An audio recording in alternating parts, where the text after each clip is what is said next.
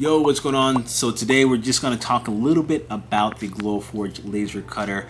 One of the things why I want to talk about this is because I have one. A lot of people have been talking about it, creatives. A couple people asked me questions about it. So I just want to make sure that I share my experience with my laser cutter, some of the pros and cons, what I have, what I've done with it, so that you can make a decision on whether you want to buy one or not. So that is what we're going to get into today. So let's get started. So I've had my Glowforge for about 5-6 years almost. It's been really a pleasant sort of purchase, mainly because I use it for a ton of different things, mainly for experimenting and just random projects here and there. I don't have to outsource. I made a seated book with it. I cut up sort of the seated paper, made crispy lines so I can sort of bind books. I made sort of these vinyl palette records so I can use something to hold my paint. I cut fabric and canvas out of the laser cutter so that I'm able to sort of paint on a shape that I really want to. So I've done a ton of different things with this laser cutter. And I have the basic model. So the Glowforge comes in like 3 different models. I have the basic one because I am basic. The other ones are the Plus and the Pro, and I think the really big difference is the tube is more powerful, it's faster,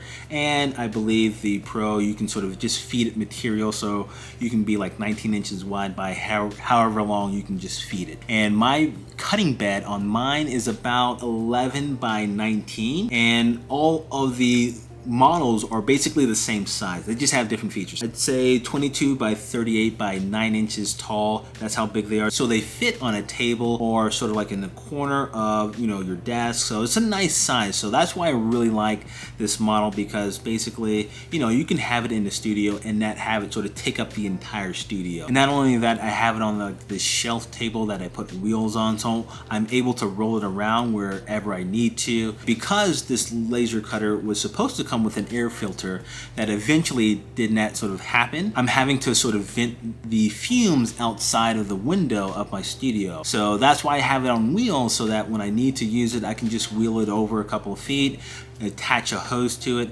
and then snake that hose out the window and start cutting. It is sometimes inconvenient, but it's not as inconvenient as you would seem. Another feature that I like about this laser cutter is that it's it's all Wi-Fi. It's all sort of cordless, so I don't have to have a cord connected to it, and I don't have to have a PC as well, because before you would have to have a cord and a PC connecting to it to sort of do things. And I'm able to use my Adobe Illustrator just to create a vector file that I need to export that as an SVG file, which is a vector file. And you can also do JPEG and PNGs and PDFs, I believe, and just upload that to their web app, because this runs off of a web app. When you want to cut, all you got to do is just turn it on, connect it to your Wi-Fi, and visit the website that has the app on it. It's basically when you sort of buy a Glowforge, you make an account, and now you have access to that web app. Just keeps an account of your cuts and jobs that you've done on that sort of Glowforge. So if you need to cut something later down the line, maybe a year later, you're able to really just revisit that file and open it up and cut again. So the web app has a subscription model as well. So if you want some of the added features, like bringing in some of their text, SVG files, being able to sort of access their library. I do all my own sort of custom stuff because my stuff is just really weird. I just use the free version. Another thing that I do like about the app and the Glowforge is that it has like a camera on the lid of it. When you're sort of closing the lid and you have your materials inside of the bed, you're able to have like a visual of what's inside that bed and where you're placing the vector, so that you can cut on that material, or if you need to do another cut, you can just move it around, not having to even open up the lid and move stuff around. Having that camera in there has been sort of really helpful, whereas other laser cutters, you don't have that luxury. So for me, I like having that sort of luxury of having a camera on the laser cutter that sort of shows you exactly in the web app where your material is and where you're going to cut. It's not always accurate, I will say that, but for the most part, if you're sort of just having to sort of cut inside of a large area, you'll be definitely fine. But it does need sort of the thickness of the material so that it can accurately show you where everything is and where your sort of cut will happen on that material. Some of the drawbacks to the laser cutter is that because it has a lot of features and sensors, there's a lot of things that can go wrong when it comes to errors. For instance, I've had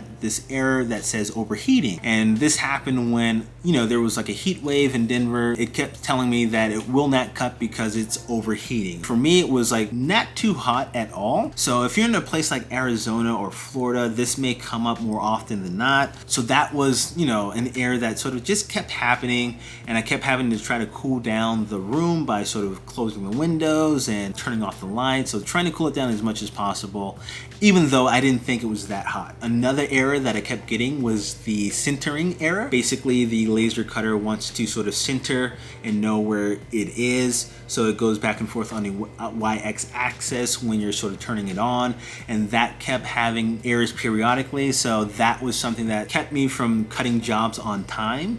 So for me, that was, you know, a big error, and it's basically because there's so many sensors in the actual Glowforge that, you know, if something happens, it's too hot or it's tilted a certain way, sometimes it may not work out just right. But there's a huge community online on the Glowforge forum on their website that will definitely help you out, because a lot of people have similar errors and they'll have sort of fixes for that. So that is one of the great things about the Glowforge, is that, you know, there's a lot of documentation, there's a lot of videos, and there's a lot of community forums about the Glowforge, so you're able to have sort of like community support when things go wrong. Other than these small sort of errors and debacles, you know, the Glowforge has been sort of a clutch piece of equipment in my studio space. I don't have to outsource to another designer or fabricator to do, you know, small projects, mainly because, you know, when I have an idea, I just want to sort of get it out of my head.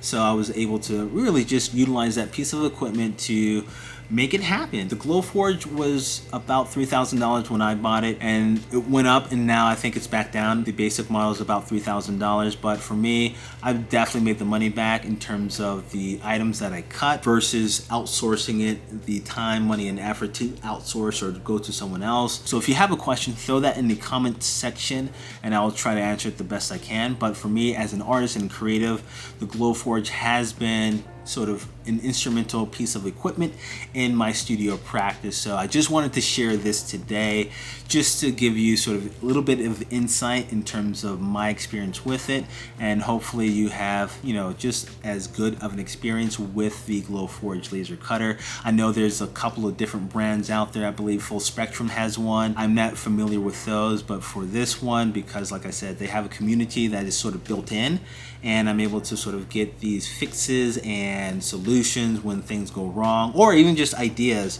when I want to sort of figure out what I can do with it, what other materials do they have that I can cut with it. You know, that's where I think it's really powerful. So hopefully you like me sharing. Like I said, this is basically just me sharing my experience. If you like the video, make sure you like, subscribe, and hit that bell notification so that you're notified whenever I do videos like this, and I will see you next time. Peace.